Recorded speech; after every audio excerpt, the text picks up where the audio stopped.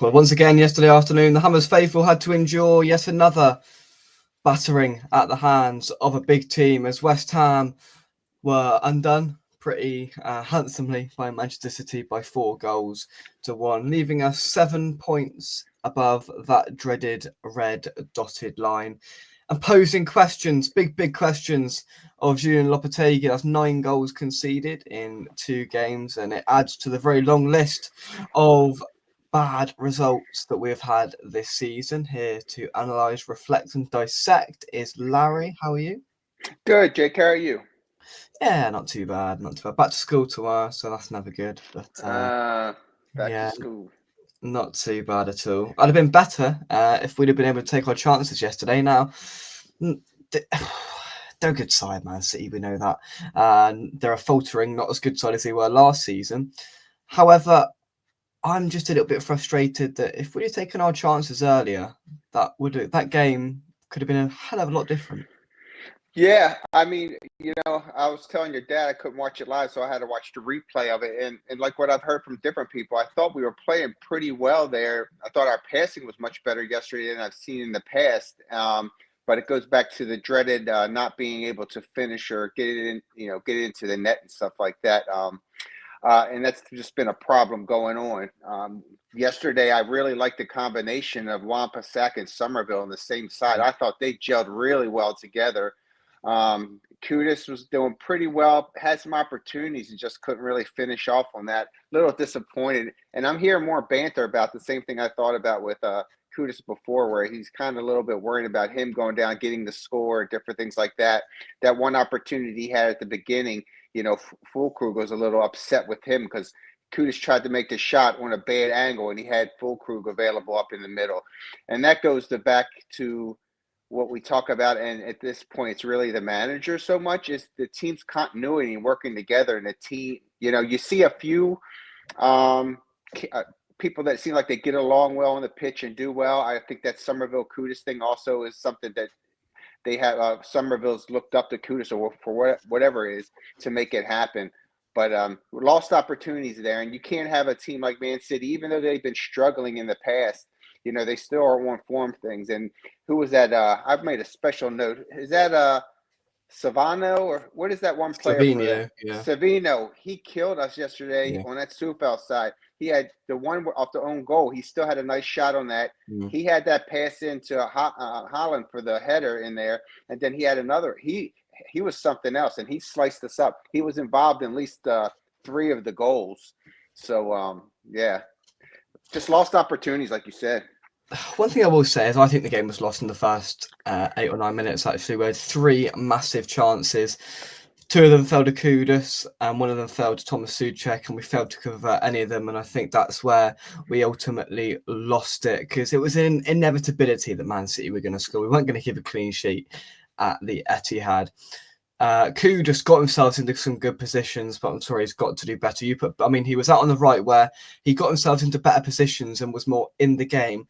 But you put Bowen on the end of some of them chances, we scored 2 or 3 at the very least, right? Kudus had countless chances, 2 in the first 5 minutes, and he had a few more opportunities. There was one-on-ones, there was all sorts, right? And I don't think he tested the keeper once. He skied it, hit the side net, and he did everything bar test the keeper. And that wasn't good enough. There was a lot of frustration around because it seems like all of our good areas and attacks were coming through him. He was getting to the point of shooting and it all fell apart. And you can't do that against a side like Man City. And we slipped defensively just for a second, which we did. For the first goal, Alvarez. For the second goal, Soufal. And third and fourth, the game was done by them.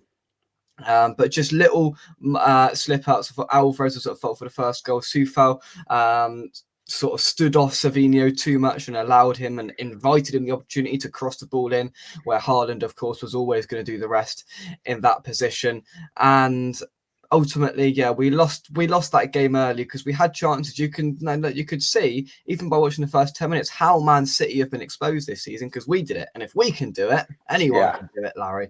No, that's a good point because I was thinking, is it that we're playing better, or is it just Man City style? And this is why they're struggling so much because they left us a lot open and they kind of sat back a bit and let us pass around a little bit. And I'm not talking about backwards passes either. We were putting some quick passes around and taking it up there. And that's how we are.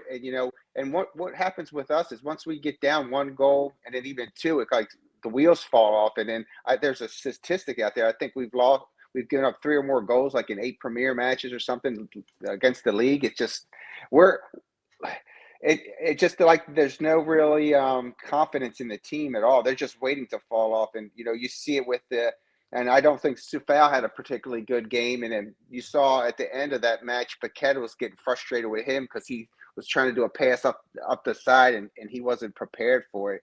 And it's just like, what are they doing on a pitch? And I asked the question, maybe people in the chat or what was up with Emerson? Why wasn't he? Is he got a knock or ill? No. He was nowhere to be found. Now, granted, and this is a discussion, I really like that combination on the left-hand side with Somerville, Wan-Bissaka in there. Wan-Bissaka, again, continues to show like he's the leader of the pack. He wants to push the ball up. So he likes that style of play. He's going to move it up and not slow it down. But what do? Emerson's on that side too. Sufal's as we all know, is not the answer. And then also Mav came in, but I think Tadibo got a knock or something. He looked a little limping off during that. Yeah, I'm not sure why Emerson wasn't there. It was it was bizarre when I saw the lineup and he wasn't. I mean, he hasn't been great this season, but yeah, I expected to see him there, and I haven't seen anything about him in the build-up or the aftermath to why he wasn't involved. But yeah, Sufal, I mean, we were right in line with it. Savinho was running at him, and Sufal just kept backing off and allowed him to get the ball into the box. And when you've got someone like Haaland in the middle, then of course they're going to do the rest. Graham says Emerson failed a fitness test. I didn't know that. Okay. So this is just not quite up to speed with the game, but yeah, it was frustrating, and I suppose there were some positives to take from it. I mean, when you put the Liverpool game and the Man City game side by side, when you want to put the Liverpool game, you can go, we had no fight, there was no chances, there was absolutely nothing to take from the game. However, this one, it was a spirited performances in stages, right? We got ourselves into some good positions. I think the influence of Somerville was massively helpful. And at the end of the day, if we could get on the end of it, and if we had just that little bit of luck, I mean, the ball fell for Man City in fortunate areas, it ricocheted off, and there was deflections and all the rest of it. If we would have had that bit of luck, then it may have been a different outcome. It may have been a narrower defeat, or we may have got something out of the game. So a couple of things didn't quite fall our way, which we can accept, but still, this list of batterings is getting longer and longer this season, Larry. No, it is. And, at some point, what are we going to do about it? The breakdown that we do in our back end is some of the reasons why. And then on the other end, we can't finish there. And I just don't know I know we need to improve on, our midfield and see what we go there. I mean, I think we need to worry more about our defense and our midfield than we do up front. I think we have some solutions up front that we can work around when Bowen comes back. Full crew looks like he's getting more involved and more emotional into that. I think we have more solutions than to the back, where a midfielder who could bring it up the pitch that we could really use. And then I like Tadibo back. I think Kilman's saying there, but when Mav comes in, he scares me. Sufal's not the answer at all. Emerson, like you said, he hasn't had the greatest performances in the last maybe 4 or 5 games, really. So what is the answer? And we talk about in the predictions that, for the year that we did on your channel and stuff like that. And I was like, we probably are where I was hoping, we deserve to be kind of where we're at. I said on a perfect second half, if we bring in, a really solid midfielder. I know we keep talking about attacker, striker, because Antonio's gone there, but in the midfield as well. I think, 10 to 12 would be good for us right now. But I still see what I said is we could slip further down there. And what really gets me is I see quality when it's there. It's just at the end, the finishing and the proper defense and the breakdowns, not marking men in the box like what you were saying. There's when the crosses and not marking them in. There were several chances Man City had that Savino passed in there, and Holland was a little bit outside the box. I think they corrected and said, "Hey, we need to keep more people in there because our guys are doing it." And then they started. That's when he had that one brilliant one, like in the 41st minute or something like that. And then what they it is, Larry, is that Yeah. it's a recurring theme, because you said that there, and my mind went back to St Mary's, where the big centre forward for Southampton, Onuachu, found himself unmarked in the box on several occasions and failed to convert chances. He had a lot of free headers in that game, and he barely got any of them on target. Again, you've got big strikers. I mean, they're quite hard to miss. They're big blokes, right? They're not like, they're not 5'5". They're big 6'2", 6'3" blokes. And we still end up with, we've got 2 centre halves on the pitch, 3 centre halves on the pitch. We still end up with them unmarked, basically in the middle of a sandwich of centre halves, but not marking them and not doing anything. We always seem to have bodies in the box, but ineffective bodies in the box, not marking or doing anything. Yeah, you got it. Like, was it Arsenal who, that one shot that they had on the corner, not marking them. And that's just basic. What are they doing in the training? They need to know who's marking who in the middle, because there's so much, gaps in there. Like I said, in that first half, there was many passes that Man City did to the middle and nobody was there, which was kind of odd. But then I watched and saw where Holland was, and he was cut back a little bit. But then they started putting more people around there. And then before you knew it, they started attacking. And then Soufal, like you said, he got juked out of his shoes by them. Even the own goal, he got juked out and he hit it, and it got that, and then the beautiful pass into Holland. So yeah, absolutely. Right, let's see some comments. Pete, hope you are well. Miss Hamrat as well. Lily says, "Hi Jake, what do you think? Do you reckon Lopetegui is going to get sacked?" I don't. I'm looking at my fixture list here, and I'm looking at 2 home games coming up in the middle of January, which is after the FA Cup game. We've got Fulham next Tuesday, a week on Tuesday. Then we've got Palace at home. There's 2 big games. I'm afraid if he gets to win out of one of them, he'll keep his job, and we go around this never-ending cycle of win 1 out of 3 and he keeps his job. And until that sort of breaks, then I think he'll stay. For how long that will last, we'll have to wait and see. Dan, thank you very much, Steve, for joining us. Hope you are well. Yeah, we've got Villa on Friday night, 8 o'clock kickoff. I think we're on telly actually, but yeah, that's to come. Graham says, so many individual errors are wrecking our season, and it's the coach's job to sort it out. Absolutely. I mean, we could see it after every goal, same old story. Defensive problems, defensive issues, and when you can't shore things up defensively, especially against the very best, Larry, you're going to get punished, and we did. You got it, and you hit it right there. This is the coach's job, and the thing that what I'm getting off this is I just don't think these players respect him. Sadly to say, when the kudos came off today, on the match yesterday, it's just kind of like he was taking off his wrist and he was walking the other way. It's just disrespectful. And when I see that, I don't care how good of an attacker you were and you have been, I don't need you part of my team, because that's just BS, and it's contagious. And like I said, I think Somerville's kind of looking up and doing. I don't want Somerville to fall into that type of attitude. You need to you want to get players that are respectful, and then also play for the team and have some effort. Half the time when I see the frustration on our players, it's about within West Ham. It's not about the other team, which is ridiculous. They should be angry and pissed off because something that, Holland did or something like Foden did or something like that. Instead, I see them pissed off because they're not working together. The Paqueta was a perfect example at the end of it, where Soufal wasn't thinking what Paqueta was, and Paqueta just got frustrated with it. And then Kudus back before in there. We got an internal problem with the team, and you need a leader that can bring these guys together, who can motivate them and get them to be on one. And I don't care if they're Kudus is a great player. Well, look at our record, buddy. Look at our record. We're not getting any points. He's on there. So, you know what? I'd rather get someone else in here or 2 other players that are a little average, and we might even perform better. Because if you look at some of these lower league teams that we're slowly getting down to them, they have some of those players. You know what? Get a D-Lap from Ipswich. I would love that. Well, there we go. That was the name that was on the tip of my tongue. Hey, you looked to Ipswich, you got Delap.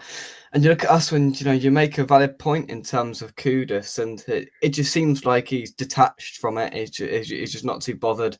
It doesn't worry him. Like, he had so many chances, and there was no expressive emotion when he missed or anything. Yep. It just seems like the bare minimum put in by Mohamed Kudus, and probably thinks he's too good and fed up of it. And there was, I can't remember, it was the third or the fourth goal, but Paqueta brought the ball back and just like threw it on the floor out of disgust. Like, they're fed up, right? But they're the only people that can change it. Us that travel up there up and down every week, we can't change it, right?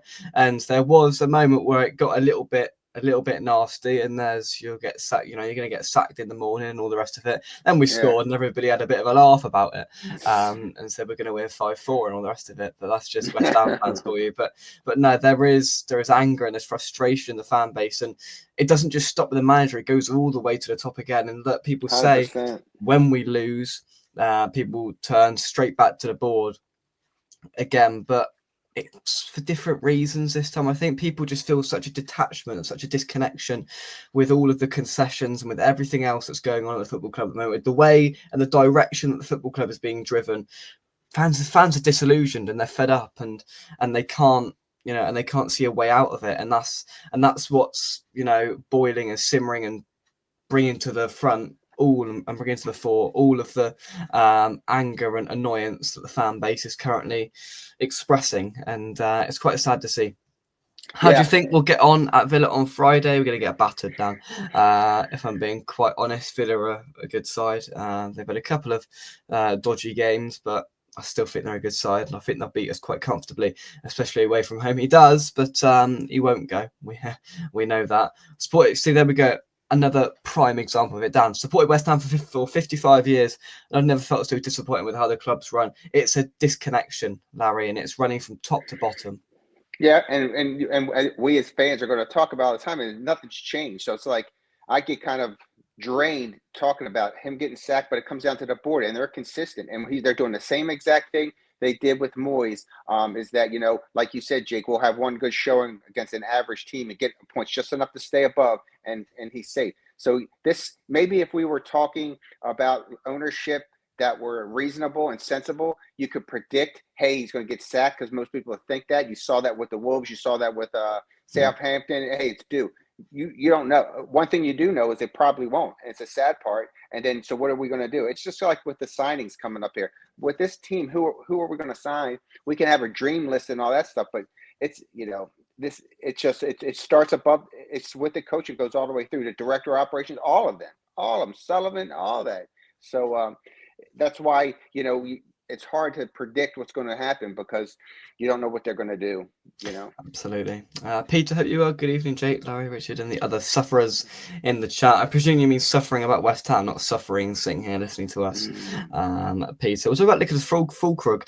Now, he's had a lot of criticism directed towards him, and I've criticised him because I don't think he moves enough, but he's a striker, and he's going to bring striker tendencies, and he's going to bring the positives that any normal striker would bring, and that's no disrespect to Mikel Antonio, but he isn't a striker, and of course unavailable at the moment for obvious reasons.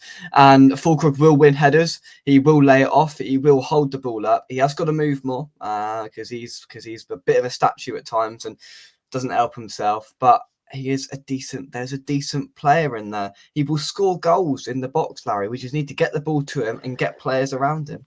Yeah, and know what? I remember you talking about him, so I really was looking at him when I watched the match and stuff, and he actually was moving a little bit more than he normally did. I even saw him hustling around defensively at midfield and going around more than he was doing in the past, because you're right. And I think he's getting more gel. Actually, I think this one, I agree with you, Rich. I thought this was one of his best matches so far, and he needs to be more vocal like that. And like I said, maybe he can be the leader out there. When Kudus is doing something wrong, let him know, hey, you need to pass it in to me and stuff like that, because that's what we leak.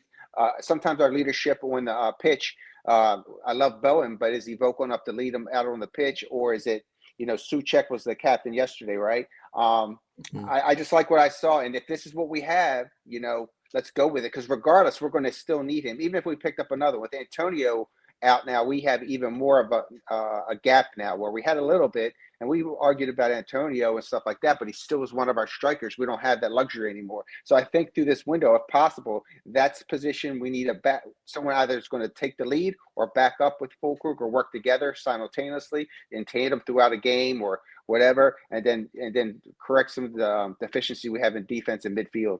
But I don't know. Have you heard anything? I get to the point now where there's so many transfer windows. I kind of turn it off a little bit, because I don't bother listening to yeah, it. because you get up on this, and then it never happens. And a lot of times it's dream sheets, a dream list of West Ham fans who want this to happen, which these people may not be. You know, the whole thing is, oh, they're in talks with this person. Then you never hear anything of it. You know, so I've been there and done that with transfer rumours until it's very close. I don't really pay too much attention to it. Wally, hope you're well. Thanks for joining Wally, us. how you doing? Peter, it's pointless to give him another 2 or 3 games, as I can't see him getting results. A new manager would come with new ideas instead of the utter rubbish. Time after time. It's difficult to disagree there. Jake, you look quite chilled considering you had to spend a bit of dosh. £7 and 5p left my bank. That's right. Greg's at Frankly Services yesterday, 2 white coffees and a hot chocolate. No Greg's discount, may I add, as well. I pay full price for it. Right. Wow. Yeah. I saw that. Very good. But it's very worth it. I like every now and then treating the people that make the away days happen. So I was quite happy to buy my father and Terry Newsham a white coffee. Well, Terry did buy chips, donut, and got us there, and Dad did buy lunch, and of course got me there as well. So yeah, I did have to spend a bit of money, and that was a rather painful experience. However, got to do what you got to do, haven't you? I did indeed. 100%. We are waiting on one more present, and then we are all systems go. So hopefully that is going to be there very shortly. The joys of Royal Mail, and we're going to get to that hopefully in the next week or so. Leslie, thanks for joining us. Hope you are well. The whole nation will see how crap we are on Friday. Should be on the Comedy Channel instead of ITV.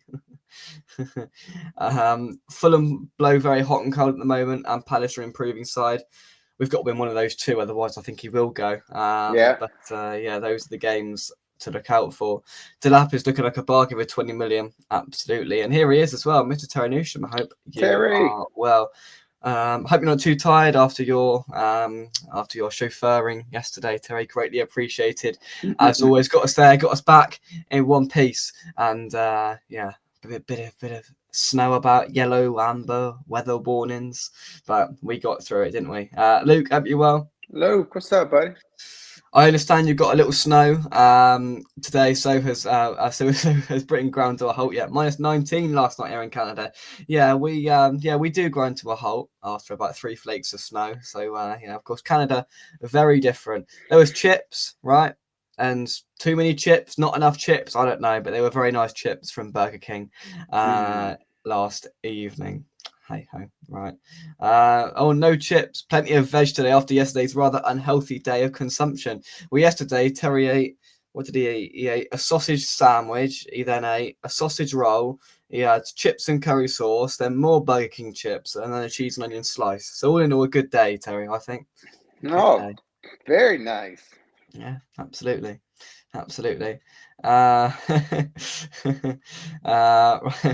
Those toys looked a bit odd that you were playing with at the services, Jay. I wasn't playing with them. Terry was the one holding them, not me. They were odd. Terry was holding them. Some sort of giant lobster foot warmer. Felt like I had to slip into a parallel universe. They were bizarre.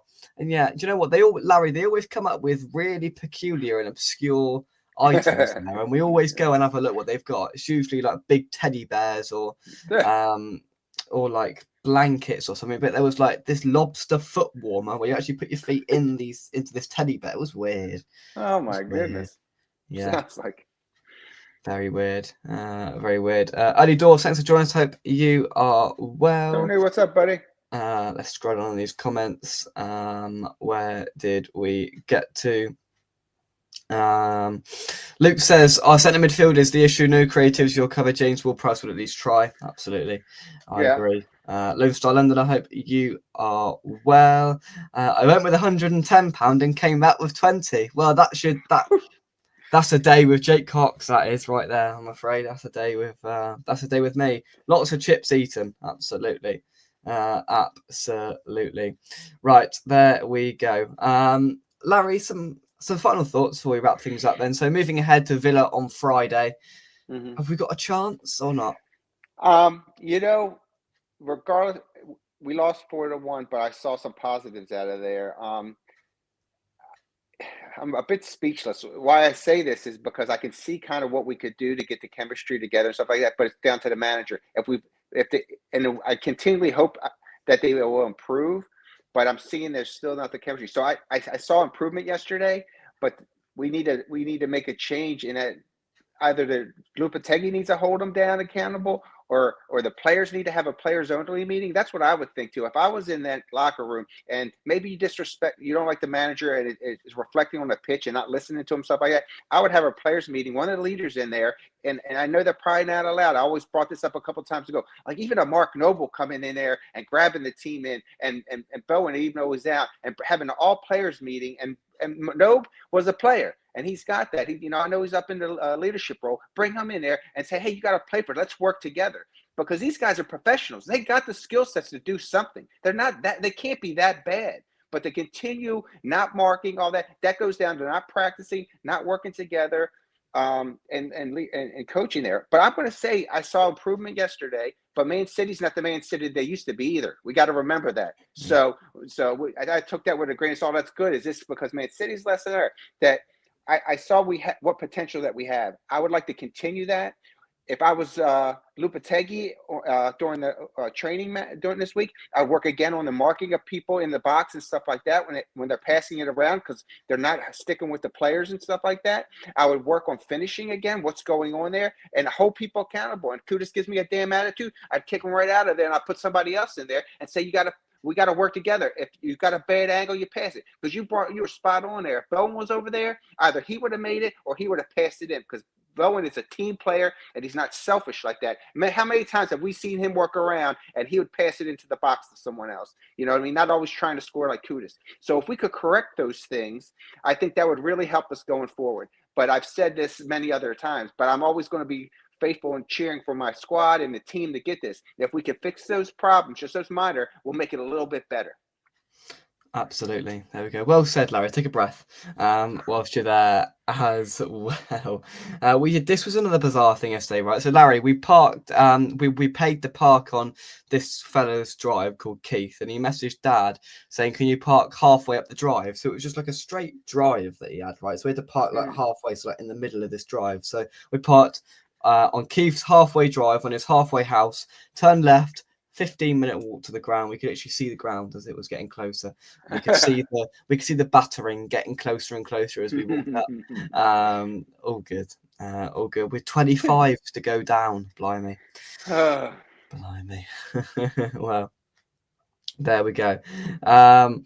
It was a strangely decent performance yesterday. We could have been 2 up early doors, but anyway, within 20 yards of goal, we were clueless, useless, toothless, and goalless. Absolutely. Perfectly said, Terry. Perfectly said.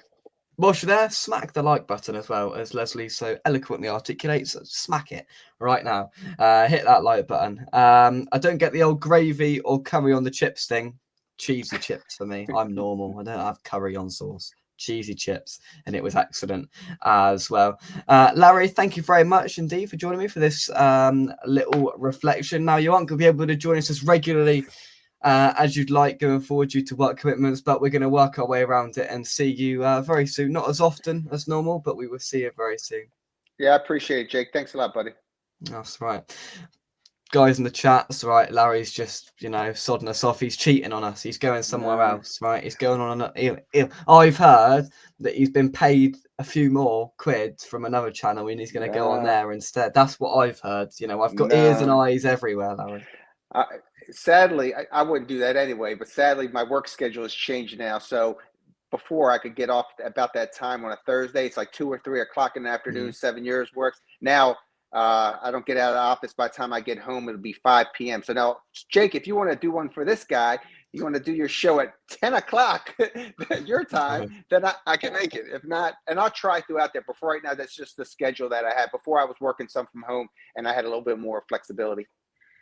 Yeah, no, all good. We understand, of course. So we're going to see Larry more sporadically going forward. You're going to be you're going to be a great miss on our weekly preview. But if we've got a game on a Sunday, we can do the preview on a Saturday. And I always thought about it. I'll talk to you and Richard offline. I could always do a short clip stat brief and send it to you prior to the That's a thing. good idea. Because And I then was you could just say, thinking, how are we yeah. going to get our stat attack? That is a fantastic idea. I hadn't heard that. That's what we're going to do. And before we go, Yeah. Jake, because people are giving me grief all the time when I talk with them. They're like, Larry, slow down when you do your after actions or your report. I said, listen, Richard and Jake will fire me if I don't get it done in 59 seconds. So I got to get it. But I've got an advancement on that, Larry. Now that you're sodding off on the preview, I have delighted to confirm that YouTube have actually extended the amount of time that you can have on a short. So you now have 2 minutes. Oh, okay, there it goes. That helps out a lot because I try to get everything in I and you know, miss a lot. bless you. And people want to hit you like, you didn't say this. Well, listen, dude, I'm trying to get a bunch You of got to thoughts fit in it my all mind. in. You got to fit it all in. I know it's very difficult to do it in under a minute. So you've now I've doubled your allocation because YouTube have. So you now have 2 minutes on a short, and yeah, so you now have 2 minutes. So you've got double the amount of time because I do understand and sympathise. Trying to cram it all into a minute can be very difficult. So after learning that, we're now going to have Larry's stat attack. It's not going to be the same, but I can bring this fantastic graphic out every week, and it's going to be a pre-recorded cheeky Larry stat attack. So we're not going to miss out on that. We're just going to miss out on him live every week. But yeah, he'll be back. He will be back. That is for sure. Right, let's have a look here. Where did we get to? Terry says Larry will always be welcome as a special guest. Is his new job with the Donald as part of the incoming government? I cannot confirm nor deny. Oh, he's been given the call from the Don. He's been given the call. Absolutely big up to the main road chippy. It was top quality produce coming out of the chip shop opposite the Etihad yesterday. It was yeah, we'll be going back there if we go next year. That is for sure. Well, I mean, is he moving to the West Ham network? Is he moving somewhere? I don't know where he's going. I'm gonna have to find out. I've got eyes and ears everywhere. But people love your finger. Do you point at the camera, Larry, or I do some of this sometimes. You do to go like that. Yeah, we love it. We love it. Right. Yeah. I'll tell you what, Larry, your videos are very popular. They are very popular. They always get lots of views. Yeah. Yeah, I enjoy doing it. Get some stick, get some good. I like the positive comments, not the negative, but it's hard. Jake, you probably know, Oh, Fathead, we're just going. So what a shame. You'll have to wait another few days. We'll have a Villa preview at some point Thursday. I don't know, something like that. But until then, Larry's stat attack for that Villa game will be coming pre-recorded, but nevertheless, it will be up to his magnificent, blistering standard as always. But until then, Larry, thank you very much indeed. What's this here? I confirm I got some deets for here. JC definitely opens the Cox wallet for some top Christmas gifting for a special friend. Hey, that's great. Well done, Terry. That's okay, Jay. I can wait. Oh, I bet you can. Right then, so there we go. The wallet was opened yesterday. The money won with £7 and 5p exiting it, Fathead, due to Greg's coffee. I know, sad times. But Larry, from us, come on you irons. Come on you irons. And we'll see you soon right here on West Ham Unofficial. Thanks very much and goodbye.